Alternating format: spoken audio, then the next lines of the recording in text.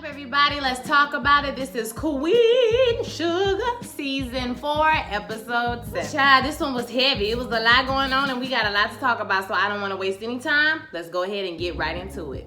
Nova arrives at Lineages. If anybody has ever seen Lineages, I think that's the same name of the show. It comes on PBS where they like get these famous people and they discover all these things about their family. So Nova pulls up big baller style. I mean, she hopping out the black truck, somebody grabbing her bag, getting her things together. Oh, it's so glad to be around people that know me and I know them. First of all, I take issue with the fact that Nova is having a real lovely time on tour. She discovered herself. She getting back together with people and shit and everybody else going through drama, but I digress. She pulls up, she's excited to be there, and when she goes into the room to get ready, the lady tells her that they've discovered something on her father's side of the family that she didn't know about, and they want to be able to bring it into the show. She immediately clams up at the thought of this. She's like, no, I don't want this to be brought onto the show, and like shuts it all the way down. So the woman, says we're gonna shut down segment 4. She's not comfortable with that being on air. But this just lets you know that now Nova doesn't have control over like how her family is treated, the narrative that people are gonna spin about her family. When you do things like this is gonna impact your family in an even bigger way than she can even imagine. Now they can get you for ratings. Now they can get you for, all these TV exploitative things that they do, right? So this is not good, but she goes on the show. In the interview, the man that's doing the interview tells her that they found out something about her mother's family, and he's questioning about her mother, and he kind of questions her in a way that makes her a little bit defensive, like, this is family myths and all of this, and she like, this is not myths and, fairy tales and fallacies. This is real life. It can be proven, X, Y, and Z. So he kind of like, the whole tone of the interview was like, I don't really believe what you say. Okay, girl, you got your little Southern family story, but we find out this about your mother. She thinks that she's the only female that her mother ever had, or there's no other female that's connected to her or related to her other than herself. But they find out that Trudy had a system. So they find out this woman, they showed a picture of the lady. I couldn't recognize her as a familiar actress that I know because they was kind of covering her face a little bit. But Nova seems to be happy by this whole revelation. Now, y'all remember this is on her mother's side. When it came to her in the room, it was about her father's side. So that wasn't the secret. I was watching one review and the people got it confused and they were talking about that wasn't the secret. It's still another secret on the daddy side. So some tell me homeboy ain't the pappy. Okay, so this should be pretty interesting. Oh, and they also say something about during the interview about the landowners that you thought were so evil. There might be a different story to it or something like that. So are we gonna find out something about the landowners and the borderlands, or did they have like some kind of tie between their family? Like, child, what's the tea, honey? I want to know. What y'all think the secret is? Put it in the comments. I think one of them people over there in the Landry families is the pappy. You look at Nova, Charlie, and Ralph Angel. They all have similar features in the straight nose, in the kind of sort of European features. Like, they don't have big lips and broad noses, right? The typical big lips and broad noses, they all look similar in that aspect. I think somebody over there at the Landry house is the pappy. Okay, I'm just gonna be honest with you. She tells the man that she's glad to be proven wrong. So this is a good thing. We'll get another female character. Maybe somebody Nova can talk to since she done put all these people business in the street. Or maybe it'll turn out bad, child. Who knows? I know that's the thing about this show. You never know how people are gonna receive her.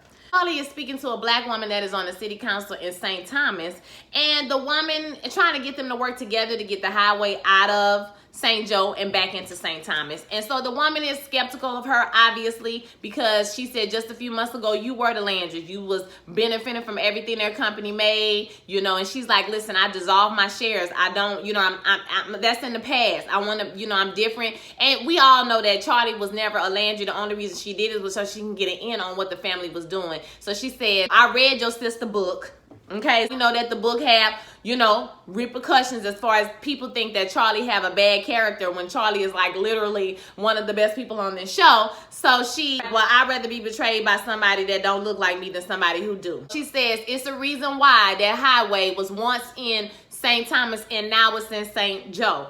So you need to find out the real reason behind it, and maybe we can talk. Yeah, Ralph Angel's house, and we see that Benny is getting arrested, child. I said, wait a minute. This police officer talking about he found 20 capsules of meth or whatever, 20 ounces of whatever it was, of meth in his car. And I'm like, child, black people in southern Louisiana, we doing meth? He said he's selling meth like that? Really? Go to Oklahoma, sir. Get it together. Go to Ohio. Go to Oklahoma. Go to Iowa. Go to West Virginia. And then you'll find all the people that's doing meth. Sir, cut it out. Benny. You know, Benny just been trying to get right. Now, Benny, you know, he made some mistakes. You know, bringing people to help. But Benny trying to do right. So Ralph Angel's telling him, listen, we're going to help you out. Don't worry about it. We're going to get you just hold, you know, be strong, X, Y, and Z. So the police officer is talking to Ralph Angel real reckless. Okay, basically like you got cameras on your house, but you know all them cameras, do they work all the time? Every single day? So you already know they done mess with the cameras. And you know the man was like, boy, you gonna be in jail too, and you keep talking to me like this. Now, we clearly got people standing outside. You got all these witnesses, you got the police officer. So you all know it's all corrupt, right? They're saying, you keep talking to me crazy, and I'm gonna put you in jail for literally no reason. Okay? And then he said, I saw your little sign up there. But they about to shut this whole thing down because we don't know what y'all doing out here. You got all these ex-convicts. It's a haven for convicts. He's like, it's a re-entry program. And it has my father's name on it. Like, are you kidding me? Basically, they're using this re-entry program as a way to get into Rye's business, to set people up. They know where they're going to be. They know their car is going to be parked in a certain place. They can set up. You know that was planned. So come on now. You know that. So, you know, Ralph Angel is feeling heat. And if you think about it, it's like, it feels like a concerted effort to get everybody to attack the Bordelon family, okay? As Nova leaves her inner room, baby, she ran into White Chocolate himself. Calvin, honey, Calvin. Yes, Calvin. He's out there working. He said he live in Baton Rouge now. He moved there after the divorce. She tells him, you know, I'm in town for a few days too. And he was like, why, for your book? And she was like, oh, you know about the book? And he was like, of course I know about the book, child. I done read the book, girl. He loved the book. Okay, it was nice to see that the love of my life said that I was the love of her life. I said, all right, Calvin, we see you. But she asked him to go to lunch tomorrow, and they go to lunch. Like I said, I'm mildly happy to see Calvin because I feel like all of us should have an opportunity to see Calvin because Calvin looked it good, bitch. Okay, Calvin looked it real good. Child, he looked it real, you know, milky. You feel me? Like, he looked a little older and a little wiser. He ain't got that F-boy beard no more. He done trimmed it up a little bit. I said, come through, Calvin. Come through. Come on over to my place. Hey, if I had a cute wig on this episode, I just want to make that statement. Her wig, her little asymmetric auntie wig, it was everything. But the back, they need to tack that down just a little bit more because it was flying up. Y'all saw that? I saw it. It was flying up. Just tack it down just a little bit. I is at work. She's getting things together, doing odds and ends. And her home, the little girl that worked, I can't never remember her name. She's like, where is Hollywood? Like it was like, where's Waldo? The whole damn episode. Where is Hollywood? So Hollywood is with his mama, taking care of his mama. She said that she wished she was there, you know, to take care of these problems. And she locks up the place and she leaves. And when she leaves, we see someone come in with a hoodie on and he started cutting up the chairs and basically vandalizing and tearing up the entire restaurant. The next day, Vi gets up, goes to work, opens the door, and she comes into obviously a complete and total disaster. So everybody's like, well, do you want to call Hollywood? And she's like, no, I'm not going to call him. He's with his mama. This isn't the first time this has happened to me. So I feel some type of way about Vi. I'm telling y'all now. First of all, when you have a husband, if something like that happens to you, you need to tell your husband, period. I don't care if y'all talking about y'all needed time. Your husband definitely needs to be aware of like what's going on with you. That's something serious, vandalism. Somebody could have got hurt. You should let your husband know. And I low-key feel like at this point, we're not looking at this from Hollywood's position. Hollywood already had a wife who had severe mental problems, issues. He had to put his feelings to the side always to take care of her. He did what he had to do just so he could take care of her. And now, Vi, you are constantly pushing this man away. And I feel like you're going to push him away and he not going to come back to you. And I feel like Vi is making mistakes that's going to cost her marriage if she keep on pushing this man away, this man who obviously loves her. You see Darla at work, and Darla once again is feeling the fallout from the book when she gets to her office. It's already hard to be a black woman and work in corporate America, period. Okay, like it's stressful going to work having a fake smile and fake talk to people when you don't want to, honey, because people be feeling like you're mean if you don't. They be calling HR on you and shit, like ain't nobody got time for that. So Darla, she at her desk, and they leave the book that's on her desk. So they leave the book, Blood and, you know, the family book. They leave it on her desk and she sees it with the chapter marked and everything. So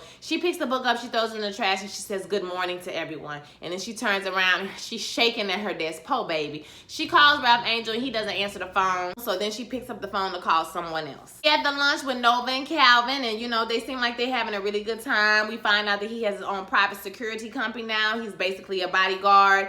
And you know, she's like, well, I didn't even think you were the business type of guy. And he's like, I didn't think I was either. I found out a lot of stuff about myself.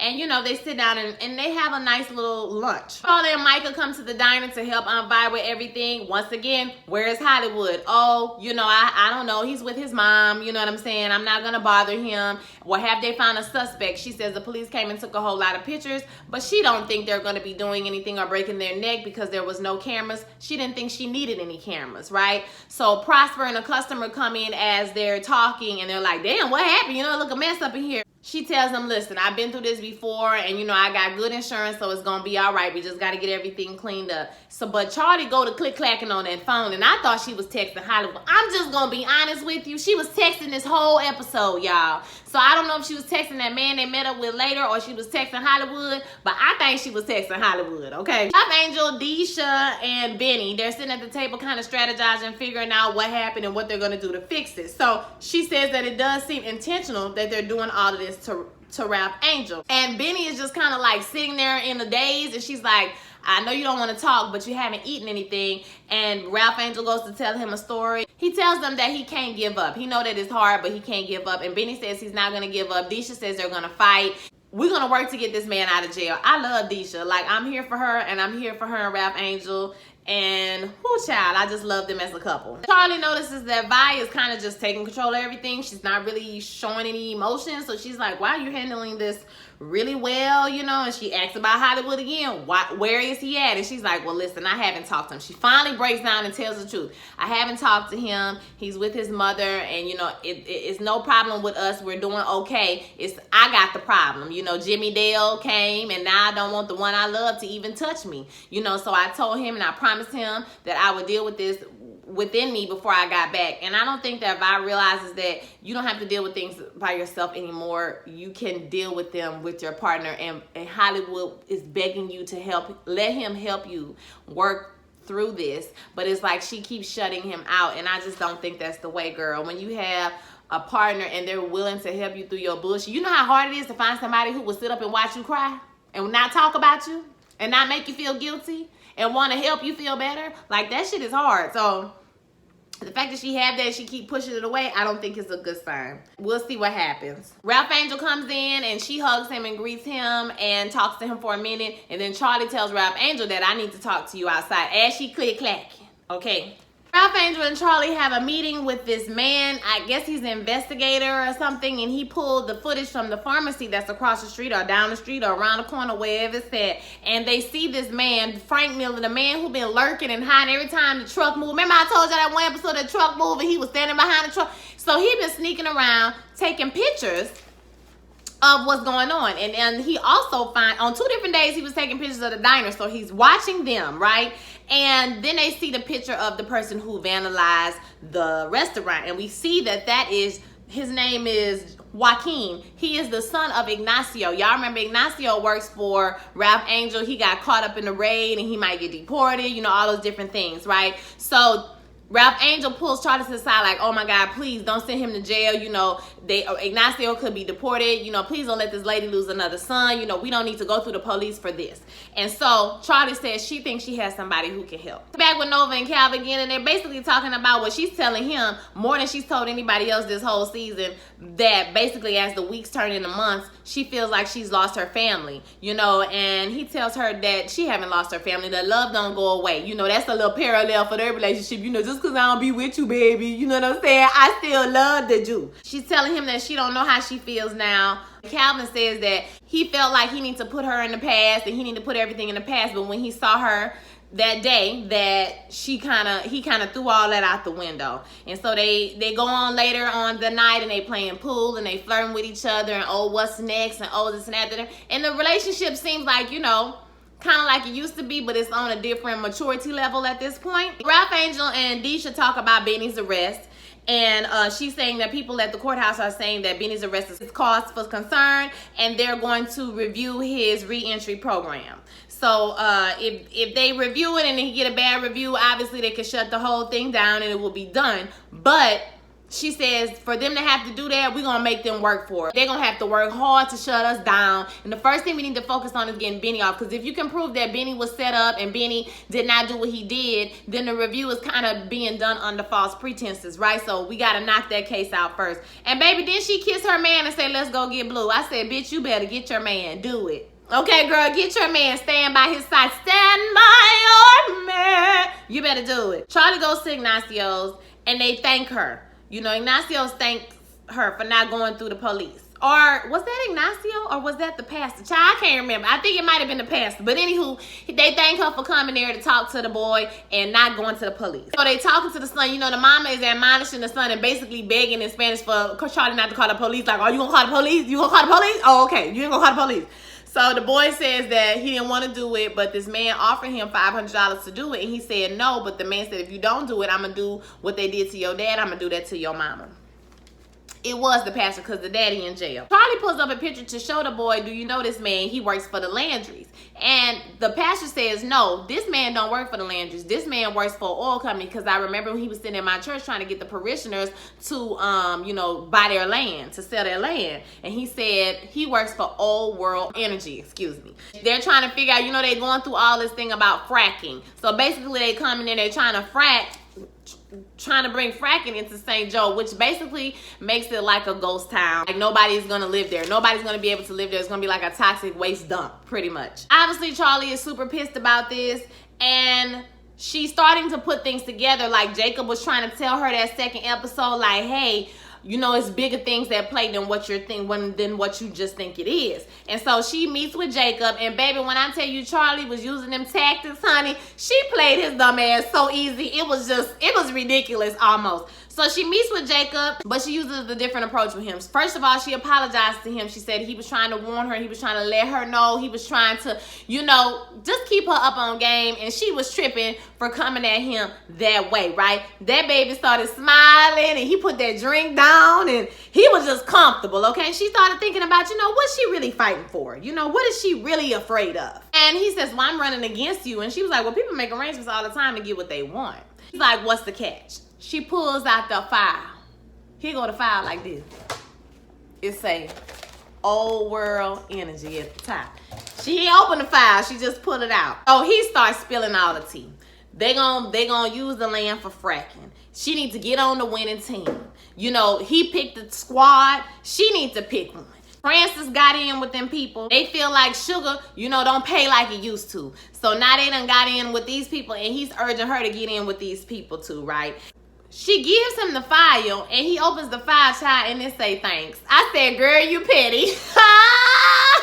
You petty as hell for that, Charlie, but I'm living for you. So she played him to get all the information that she needed. She got it, right? And he says, well, listen, I'm not going to let you make a fool out of me, and you know that, right? And she said, well, I think it's a little too late for that already.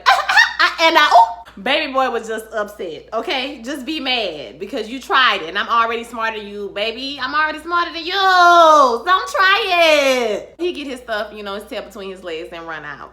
Charlie talks to Vi, and she has brought a little guest with her. So the little boy, Joaquin, he has come to apologize, and she's just like, listen, just hear him out. You know, Vi, I don't want to hear shit. I don't want to.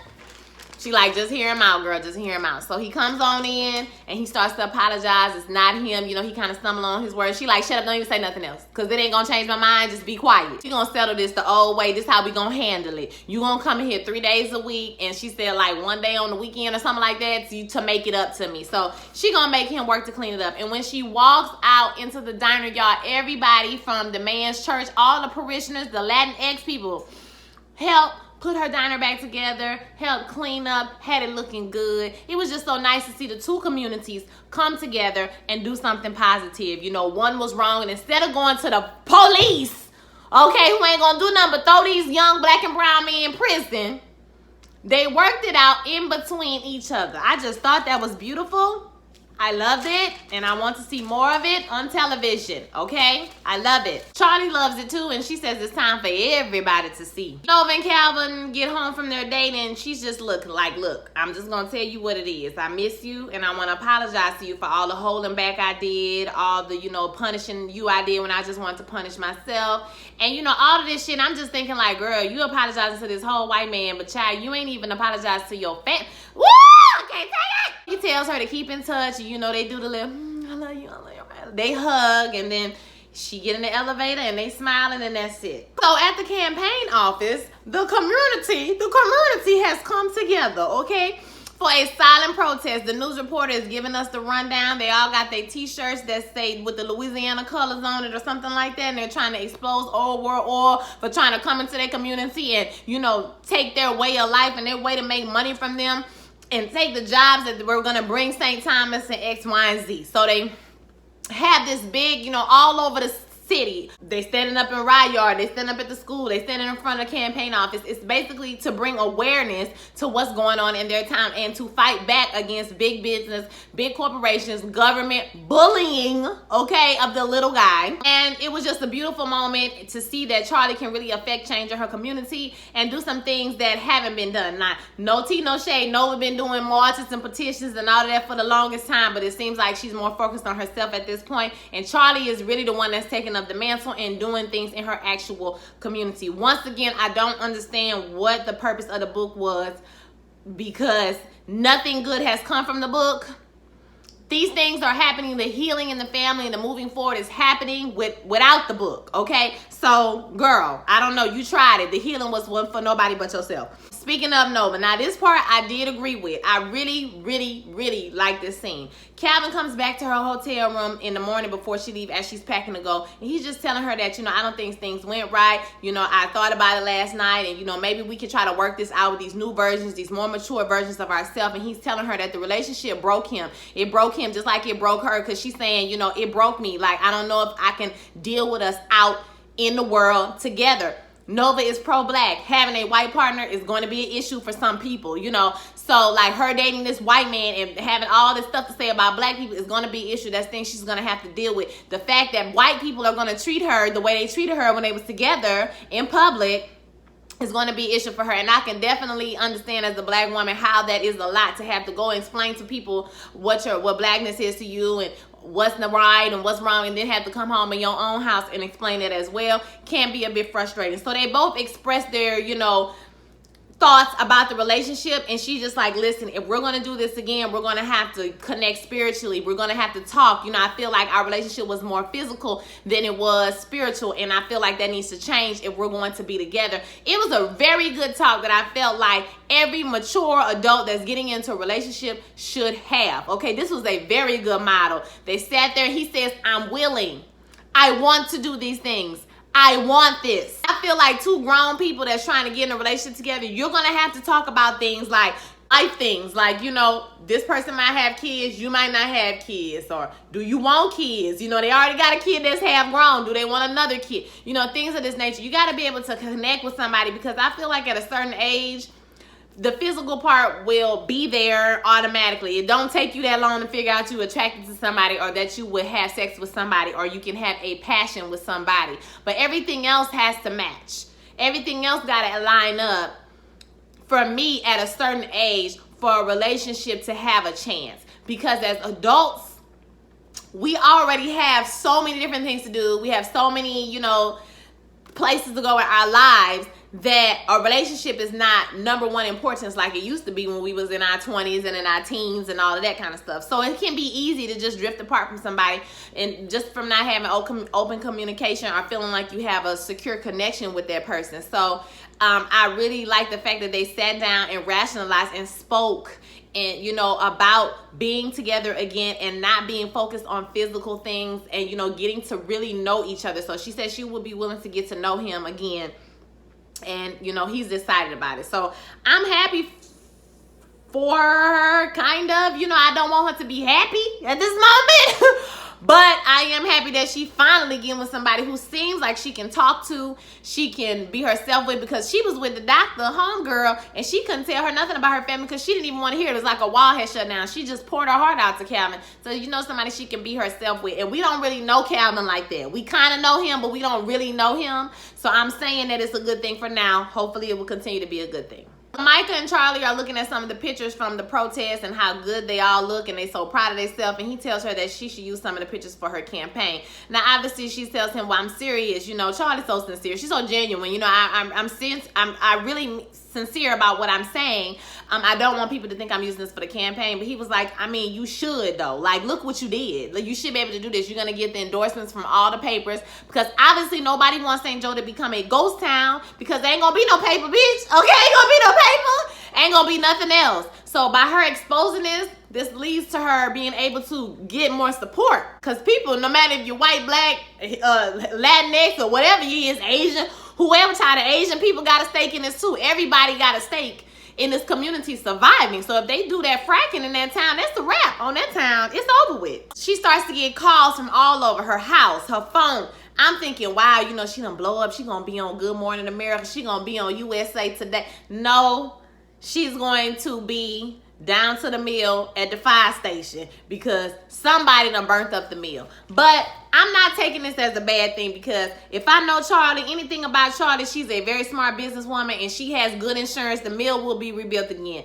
Now this might put a damp on harvest season, obviously, because you know they got to be able to mill their sugar within a certain amount of time, and you know things like this. So this might put a damper on that and give her some pressure on that end. I don't think the farmers will be so quick to abandon her like they did the last time. I could be wrong though, you know, because them niggas be tripping. Okay, they be they be on Team Charlie one week, the next week they out of there. You know what I'm saying?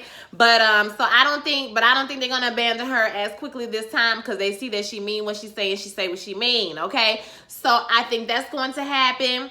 I think that Charlie needs to use the fact that they burned her mill down as a point in her campaign, because now you have a trail of evidence showing you that your family place done got abused. They attacking your nephew. They burning down your mill. These people are making a concerted effort, okay, to bully you basically into being quiet. Okay, so she can use that, because if you think about St. Joe, the majority of the people there are marginalized people, are black people, Hispanic people. Let's just keep it real, Asian people. They are the life and breath of that town, okay? They the ones who work. They the ones who, you know, live in that town. And I'm sure some disenfranchised white people out there too. Some poor white folks that, you know, feel like this is wrong as well. So I think that this will not be, it's horrible actually. You know, it's horrible that the mill has burned down, obviously. But what's going to come out of it is going to be much greater. That's what I think. That's my prediction for the future. So this week's episode was really, really good. It was really, really heavy, but very good. I want to hear your thoughts about it. Please like this video if you get a chance. When you like my video, it gets out to so many more people. And this is my most watched video on my channel. So like that if you could for me. Don't forget to subscribe to and share me with your friends. All right? So I'll be back with y'all next week. Y'all have a blessed one. Peace.